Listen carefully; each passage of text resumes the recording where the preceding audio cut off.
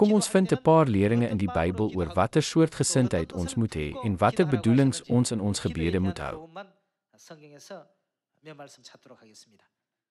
Kom ons blaai na Matteus hoofstuk 17. Kom ons lees saam Matteus hoofstuk 17 vers 17. Toe antwoord Jesus: O ongelowige en ontaardige slag, hoe lank moet ek nog by julle bly? Hoe lank moet ek julle nog verdra? Bring hom na my toe. Daarop het Jesus die demoon bestraf en hy het uit hom uitgegaan. Van daardie oomblik af was die seun gesond. Jesus se disippels het toe eenkant na hom gekom en gevra: Waarom kon ons dan die demoon nie uitdryf nie? Hy het hulle geantwoord: Vanweë julle klein geloof. Amen, ek sê vir julle, as julle geloof het soos 'n mosterdsaadjie, sal julle vir hierdie berg sê: Verplaas jou hiervandaan daarheen, en hy sal soontoe verskuif. Ja, niks sal vir julle onmoontlik wees nie. In die evangelie van Matteus, wat sê dit ontbreek wat dit onmoontlik gemaak het om te doen. Hy het gesê: Vanweë julle klein geloof. Kom ons blaai nou saam na Markus hoofstuk 9. Kom ons kyk na Markus hoofstuk 9 vers 25. Toe Jesus sien dat 'n skare saamdrom, het hy die onrein gees bestraf en vir hom gesê: Stom en dowe gees, ek beveel jou, gaan uit hom uit en moet nooit weer in hom inkom nie.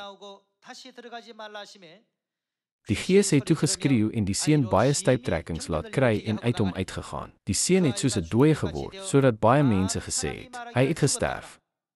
Jesus het egter sy hand gevat, hom regop gehelp en hy het opgestaan. Nadat Jesus se huis binne gegaan het en hulle alleen was, het sy disippels hom gevra: Waarom kon ons dan die gees nie uitdryf nie? Hy het vir hulle gesê: Hierdie soort kan met niks anders as met gebed uitgedryf word nie.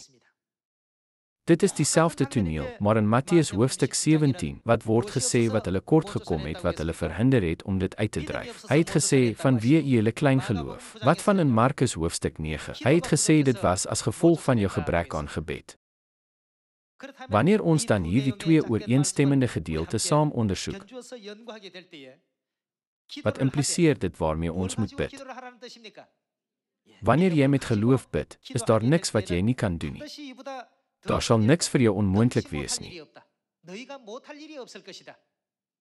Jesus het sy disippels geleer dat uit die werk om met geloof te bid, die krag en gesag van gebed na vore kan kom.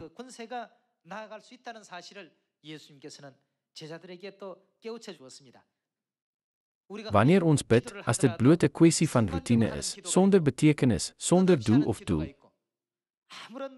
en as ons deelneem slegs omdat die pastoor dit aanmoedig en by onsself dink, ek behoort te bid, terwyl ons dit met nonchalant benader gesindheid, sal sulke gebede nie die krag hê om na die hemel op te vaar nie. Wanneer ons met groter geloof en ywer bid, sal God die deure oopmaak wat stewig voor ons gesluit is.